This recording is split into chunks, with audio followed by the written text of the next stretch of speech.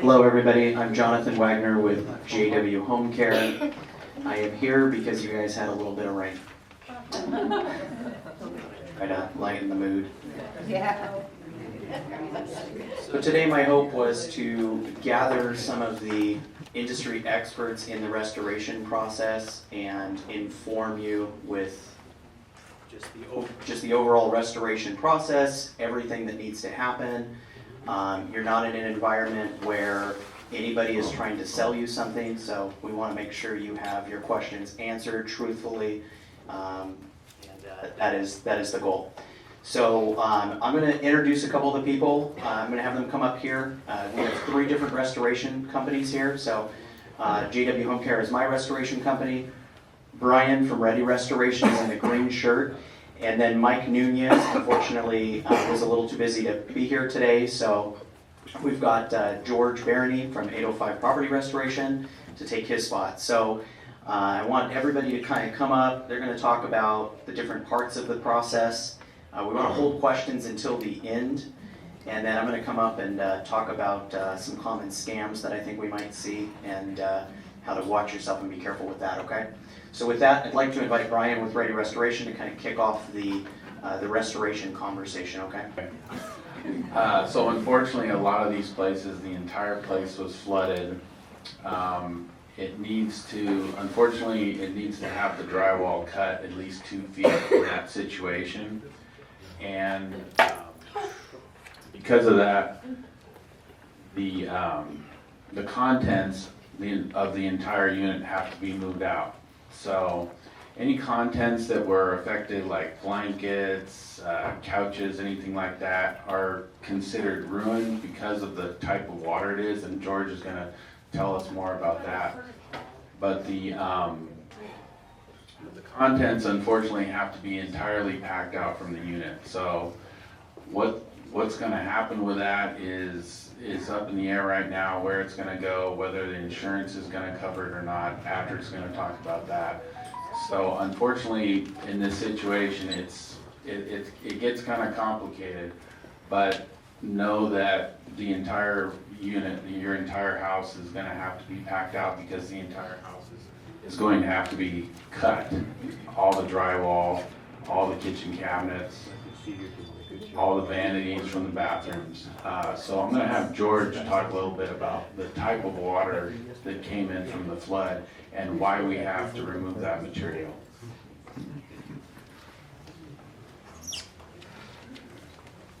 Hi everybody, I'm George with 805 Property Restoration. First off, I want to say I'm really sorry. I know what you guys are going through is a very difficult time, and there's a lot of unanswered questions, and that's why we're here.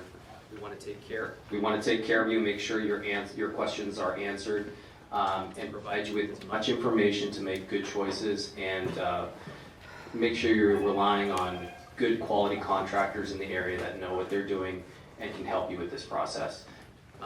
As Brian mentioned, one of the big things that we have to keep in mind here is the nature of the water.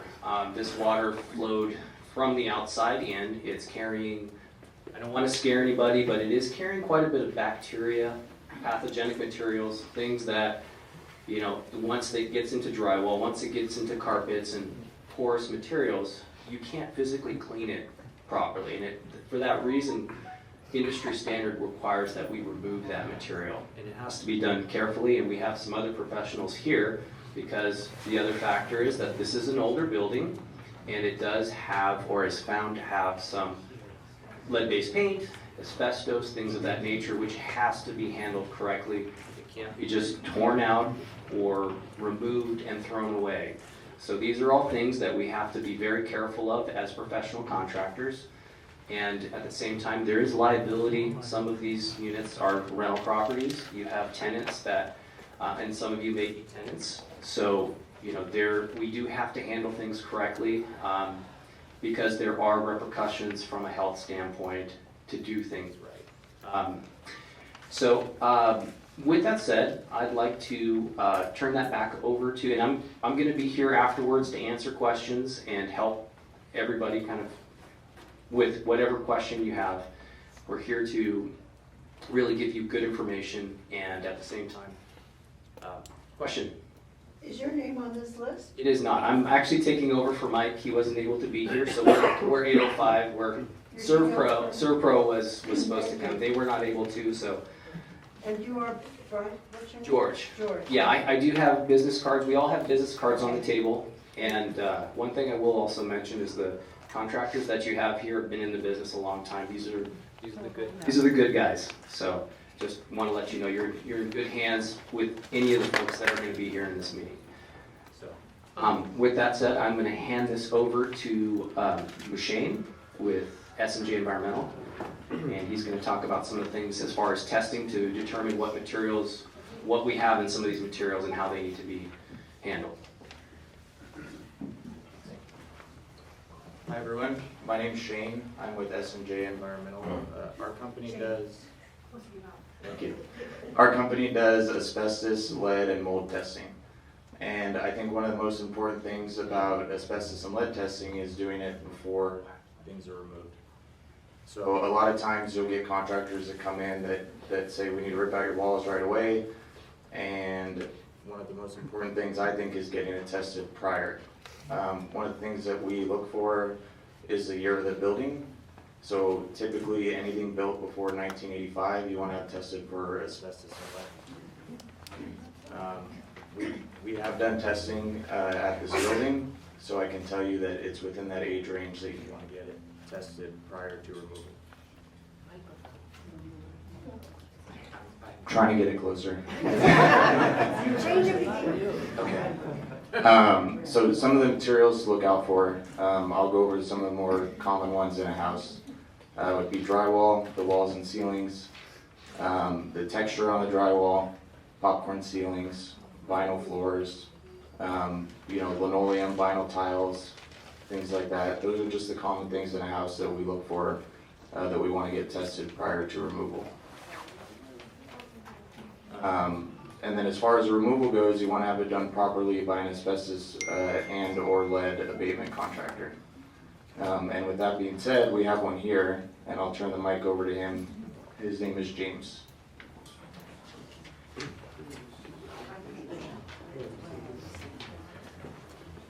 Hey everyone, I think it's the microphone. I don't think it matters how far. I think it's just cutting in and out. So you kind of saw the process. Restoration guys come in, testing company comes afterwards. Once it's determined whether it's asbestos or not, determines whether I do the work or whether the restoration company does the work. I specialize in asbestos, lead, and mold. I do a lot of residential work. I've done work for the HOA here. I've done work for a lot of residents already within these units. So I'm very familiar with these units.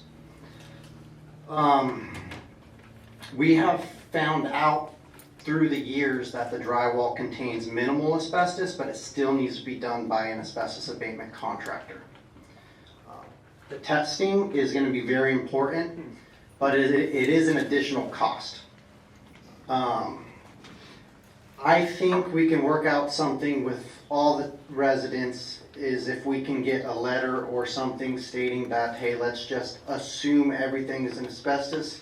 I can talk with the city, I can talk with the Ventura County APCD, because we have relationships with both of them, to see if we can help mitigate the costs a little bit on everything, but that's something that I have to work on. I don't have answers on that yet. But I am here to provide, I can provide costs on all of that. I can give you guys scopes of work custom tailored to your property. I know I've already given quite a few out yesterday, but try to make this a streamlined process as much as possible, but it is difficult. Other than that, is there anybody else? Any ballpark on how much? Yeah, I have ballpark numbers. $5,000, 1,000? I have ballpark numbers. I can't give them out verbally, but all I have to do is I have to come to your unit, I have to inspect it, I have all the diagrams laid out, essentially, and I can just write you an estimate for it, but giving something over verbally, it's not going to work. I can tell you one number and it could be another, and I don't want to disappoint anyone. So you're talking about perhaps like bundling everything together, might help mitigate costs, or you said that you might be able to do that, would that then apply if a different asbestos removal companies involved, or that? No, I think that's just for the testing. We want to determine whether it's asbestos or not. The flooring's going to be difficult because flooring varies throughout the whole property. But the initial thing of drywall, whether it's asbestos or not, we can either have the testing company do every single unit, or we can kind of maybe do a blanket. Okay. What was the name of your company? Venterra Environmental. Venterra, like Ventura, but Terra. Hello. Yes, sir. What about insulation that's in the attic areas? Do you find that that typically has asbestos in it? Typically not, but it's hard to say unless testing as we perform. I know that the ducting insulation typically does unless it's newer fiberglass.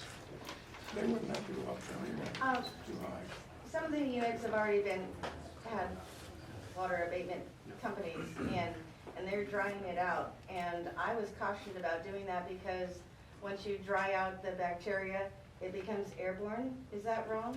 That would be a good question for the water damage technicians. And what do you do if they've already torn out your carpet and your floor? The carpet is fine.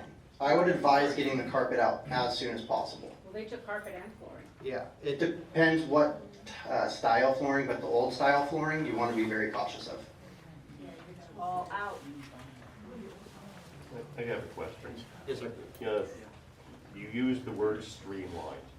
There's a lot of different components involved in all of this. Yeah.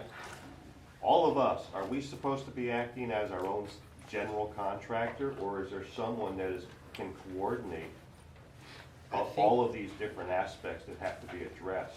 That's a I mean, question. I'm a young guy, I grew up in construction, I understand what's happening, but many of other folks maybe don't quite, they're not gonna cover all their bases, is my worry. Yeah. I would hope there would be a streamlined process for every single one of you. Maybe that's something the HOA can help with. Yeah, I don't know if it should be addressed, that question that I just asked is addressed to you, or CLA, or HOA. I don't know who to address that question to. Gotcha. Because even myself, like I said, being well-versed in construction, there are still things, I've never experienced this, so I don't know which steps to go and so forth. Yeah, I'm one piece of the puzzle, but there's, I'm one piece of the puzzle, but they're like the main part. Exactly, and that's my point, is there's many pieces of the puzzle. Yeah. Is there anybody coordinating these pieces, or is that up to each individual owner to act as their own general contractor here? I think that's a really good, that's a question when you're dealing with a full-service restoration company. All three of us are full-service restoration companies, so James is a component that we bring in for the asbestos removal, same with Shane. Those are things that we are coordinating. Okay, so I'm using the term general contractor. You would be acting as a general coordinating everyone involved, right? We're all licensed general contractors, but we would be coordinating all aspects of that, streamlining that process. That's exactly what I was asking. Yeah, I think there's so many people here as well that, you've been told so many different things over the last week by different companies in and out, and getting some answers from these different components of the company, but or different components of the process, if you will.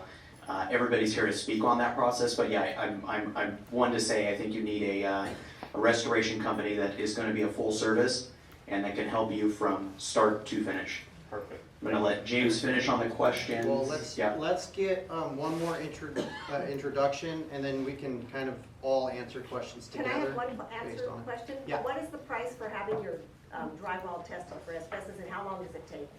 So I don't do the testing, it's a conflict of interest, but we can ask Shane Okay. what the typical When it range comes is up. for that. Yeah.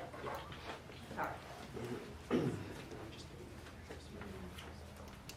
Okay, so asbestos testing typically ranges around $550 for drywall. That includes the inspection, the lab fees, and a certified report. So you do have to be certified to do asbestos testing in California. Our company is certified. and we do provide a report with third-party lab results. And how long does it take to get It the takes results? about 24 hours. Is there a list of approved and not approved asbestos testing? Because my house is already, I'm supposed to get the results today from our asbestos testing, but like you said, there are some good ones and some bad ones. Is there a list? You can look it up on the Department of Industrial Relations website. So if you look up, you can look it up by last name or company name. So if you look it up by company name, it'll have a list of all the people for that company that are certified to do the asbestos testing. What you also want to look for at the end of the report, there's two acronyms. There's CAC, which is Certified Asbestos Consultant, and then there's CSST, which is Certified Site Surveillance Technician. Both of those acronyms are certified by the state of California to do asbestos testing. So you should see that at the end of every report. Yes? I used to work for the AQMD, and I believe they also hand out a list of the certified inspectors in the county. You can contact them. Yeah, I believe so. I believe you're right. Yes. Can we get one more introduction done and then we'll move on to questions? Is that okay? The dreaded insurance guy. Yeah. Is here. So, my name is Patrick Robinson, and my company is called Golden Coast Claims. I'm what's called a public insurance adjuster, so I used to work for different insurance companies as an adjuster. But now I get hired by homeowners and business owners to basically represent them, their interests in the claim. My job is to handle the claim on the homeowner's behalf and help maximize the settlement. With what we're dealing with from this event, this is a very complicated issue, and I'm sure a lot of you have had insurance claims filed and potentially denied. Has anybody had a claim filed that's been covered? On my car. On the auto side? My car, yeah. The auto Okay. side, but not the home. Couple covered? The car. Car, okay. Can I say something about the coverage? Yes. Oh, God. When I called it in, I said it was due to the county's water backflowing and surging into the house. I understand those are important words to use. And so they put it under the drain and sewer.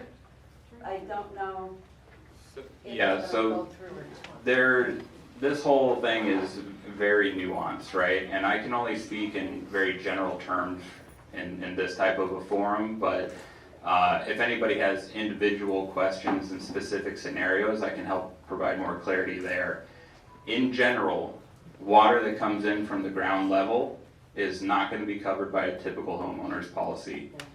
That would be a separate flood policy, very similar to like if you had purchased earthquake coverage.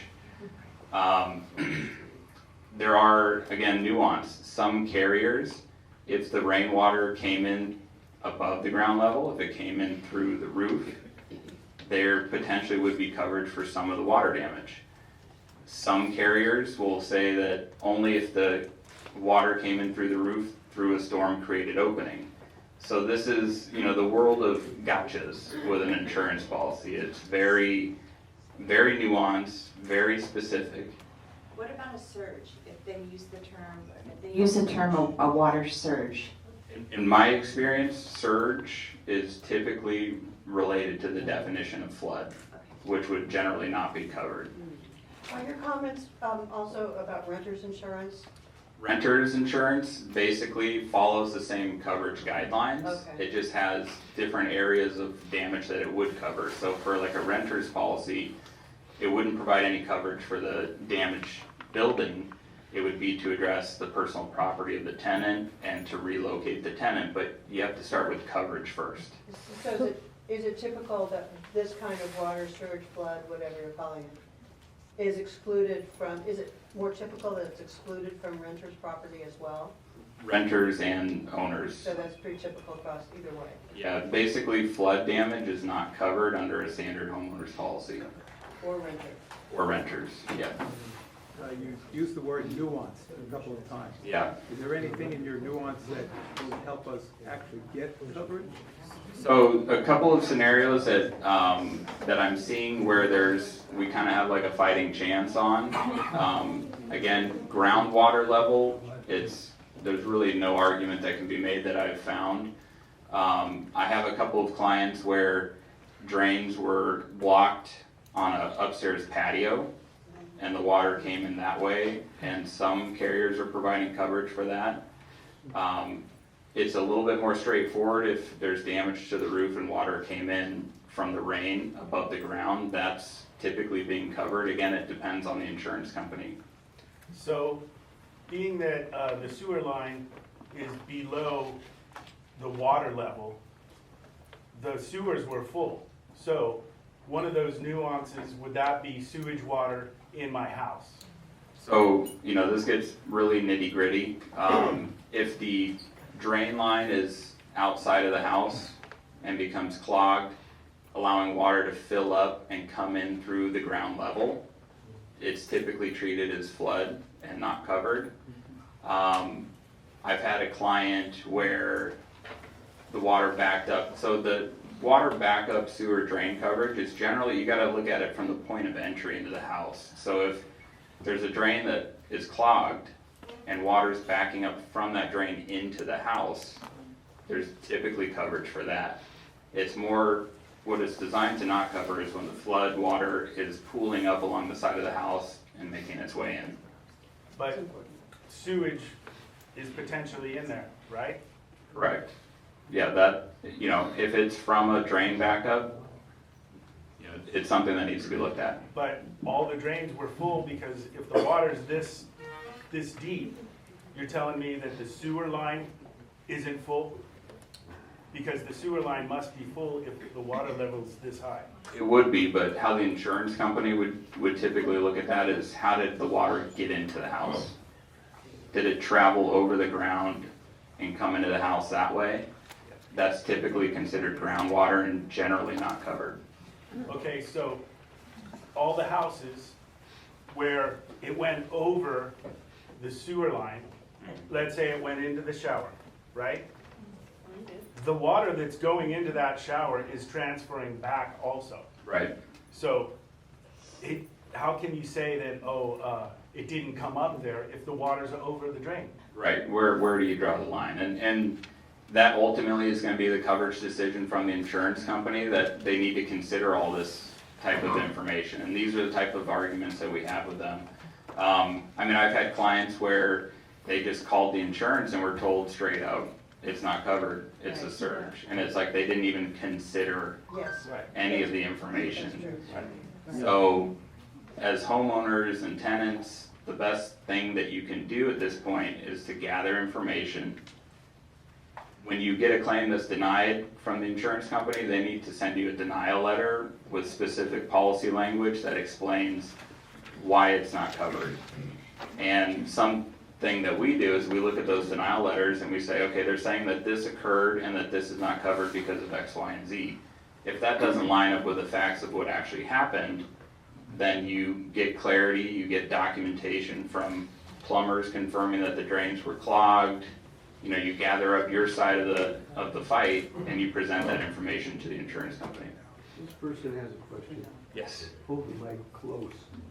Does your company, if I were to retain you, does your company charge a flat fee, or is it based on a percentage of an award that you help the homeowner? We charge a percentage. Before we get involved in a claim, because if it's not covered, or if there's no hope of getting it covered, there's really nothing for me to do. My role isn't necessarily to argue for coverage, it's to argue for the extent of the payments. It's a very complicated process with a lot of areas where you'll need more money to get the proper repairs done.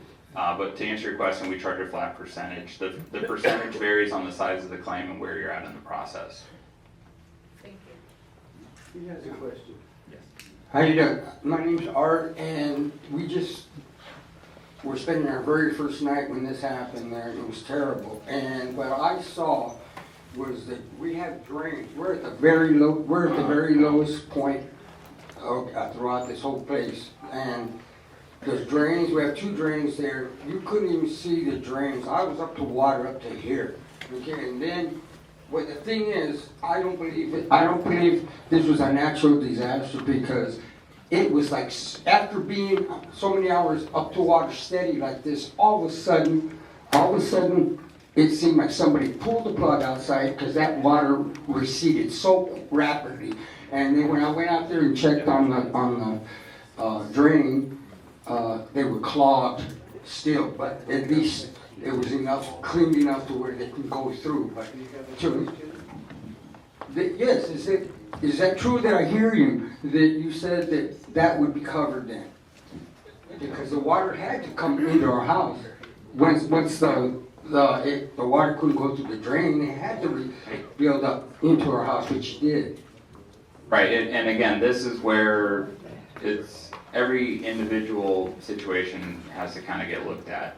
But in general, an outside drain that clogs, that allows water to travel over the ground and pool up against your house, and that water gets into your house that way, is typically considered flood and not covered.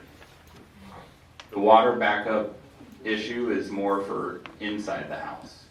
So if we have an enclosed patio that's cement, and there's one drain, and it clogged, and the water came from that enclosed cement patio into our house, is that different water than the one that was outside? Is it downstairs, ground level? Yeah. It's Is that a different category of water? category of water, It meaning was all rain, it didn't come from outside our house, it came from our enclosed patio. It was all rainwater, it didn't come from anywhere else. are you talking about more for like how it's treated as far as the repair process? I'm more about what kind of water is it considered. If it's on the ground level and you have an area drain on your property that clogged, Even if it came from rainwater, it didn't come from. if this was like an upstairs patio, in my experience, you'd have a fighting chance. When you're dealing with the ground level, it seems to be like all bets are off.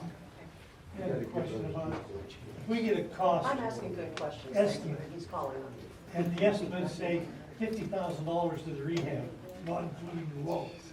Am I gonna be able to get receipts saying the cabinets cost this much, flooring cost this much? Is this like a firm fixed price? Or they're just gonna get if they make more profit, fine, if they lose money, fine. I actually get like a plus contract where I'll actually have those costs separated. Yes, I will. Yeah, and any contractor that you work with, I would recommend getting a properly detailed estimate so you know exactly what you're paying for. And that covers two bases. One, it gives the homeowner protections to understand exactly what they're paying for. And two, if there is an avenue where insurance can consider it or pay it, you're going to need that detailed estimate to be able to get reimbursed. I know there's a lot of questions and the insurance is a hot button issue. We're going to take one more and then I think we'll probably open it up at the end. The lady with the mic. The lady with the mic. Mine's really a little trivial. I just want to understand what you mean by ground level when you talk about the water, because what if there's water damage, but water never actually came in the house except through the foundation? Ground level, so, some people have, I've seen like they're actually below ground level. Like they have sort of like a small basement type opening into their property. Groundwater. Think about it, anywhere, if it touches the ground and comes into the house that way, it's typically considered flood. Interior, Soaking up, even though it's just soaking up? even though it's, As opposed to coming in? yes, and that would be a little odd, right, for water to bypass the wall, saturate up through the foundation. It wouldn't be very typical. So you win the prize on that one. I know there's a lot of questions. I have my information on the table. I'm going to hand the mic back to Jonathan, and then we're going to probably open up some additional questions. Okay, so I am here to talk about some common scams to watch out for. This is just a couple of them, okay, that I can think of, and I want everybody to be mindful.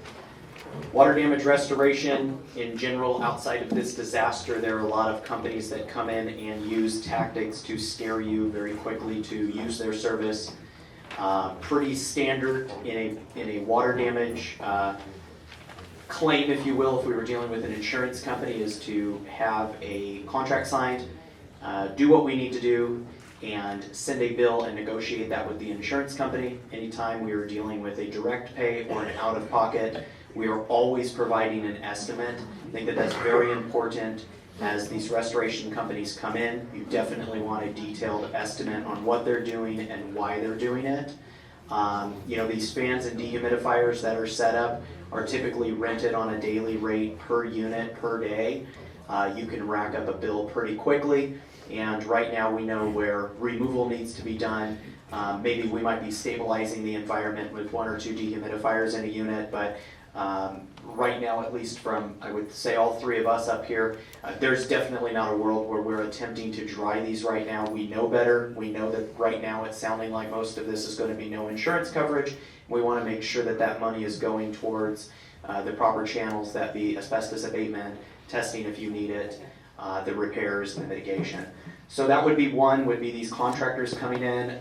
I was here Thursday when everything was going on. It's a lot of out-of-county contractors here, or restoration companies. Unfortunately, I have been into some units where they did attempt to dry it first before they were removed from the job. So we definitely know that they are out here just trying to make a quick buck and leaving. I did see that there was Team Rubicon was out here helping remove carpet. I think that was definitely a first step that needed to get done, was get that carpet out, get the flooring out. Unfortunately, everybody here did not expect this emergency remodel, if you will, so contents were in the way. So that's been challenging to get contents out of the way in order to safely get these building materials out. So I'm encouraging my clients right now to work on the contents and get us a runway to start these jobs.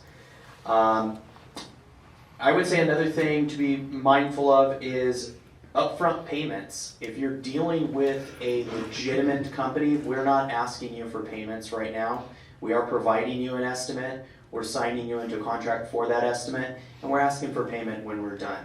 And most of us, I can't speak for these two, I can say for my company, we do a net 30 on these, so you're not immediately getting a bill. If somebody is taking your credit card and charging it that day, I'd be asking some questions. Pricing. Again, me and these other gentlemen here, we use a program called Xactimate. That is an industry standard program that we use daily. We deal it with our company, and when we're facilitating the talks between the insurance companies, that's the program we're using. That is an industry standard price list that updates per month, per zip code. So we're not making the pricing up, we're simply putting our scope of work into this program, and it is spitting out a number. That's how we're getting these numbers. I do think it is important if you are choosing a restoration contractor, they do not have to use Xactimate.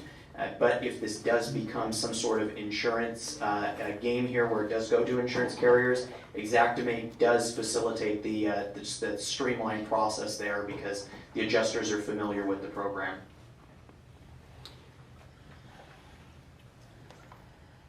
In California, it is a crime to do repairs on a building without a contractor's license. So I've seen some people come in here already passing out cards, no contractor's license on it. I've not investigated that, but know that if you have a legitimate company in here or legitimate person offering repair services, they need to be licensed by the state of California. If you guys go on to Google and type in California State License Board, you can plug in the company name, you can plug in the company's contractor's license. That is very important to investigate if they have a contractor's license or not. And as you're choosing these companies, you definitely want to check out some sort of online reputation. I can speak for all of us that this day and age, reviews are the easiest way to find out if you're dealing with somebody legitimate or not. Ask for references from your neighbors. As you're getting pricing, it's the importance of order right now is going to be to get the asbestos-containing materials out, or just the removal to start the restoration process. With that being said, there is gonna be time definitely after that for repairs when you're dealing with licensed contractors. Get 2, get 3, get 4 bids on these projects and find out, you know, who you're comfortable with moving forward to. Sir, you mentioned, you know, I want the transparency of being able to see what they're charging on the materials. That's gonna be the company that you select, that's gonna be a request you're asking for. So work with your contractors, get these estimates, who's willing to work with you. Now, I will say cheapest is not always the best. Not that you wanna go with the most expensive, but if the price sounds too good to be true, probably is. You probably get hit with a change order later, after you're, 80% done with the project and, you still need to have some stuff done. So, that was it. I just wanna warn you guys, just be careful out there. Yes, ma'am. I just got my test results back and I'm less than 1% asbestos. Is there a level in which, or is it any asbestos? We'll have you walk out with Shane later. He can look at that and tell you in a hot 5 seconds if you're safe or not. I don't look at those results. I just know when it tests positive or not. They're already making forward motion with this, and they said we have moisture up to 4 feet, so they're already gonna start proceeding with this, and I'm just wondering, 1%, it doesn't sound like a lot of asbestos. So less than 1% still has to be handled by an asbestos abatement contractor, but it can be disposed as regular trash in Ventura County. So it does help with the disposal costs, but it still has to be done by an asbestos abatement contractor. So in California, it doesn't really matter the percentage. If it's there, it's there. It really has to get down to like less than 0.1% per Okay, case. but the drywall can be put in dumpsters. It can be disposed as regular construction debris, but it has to be done by an abatement contractor for less than 1% only. If it goes above 1%, then it has to go out as hazardous.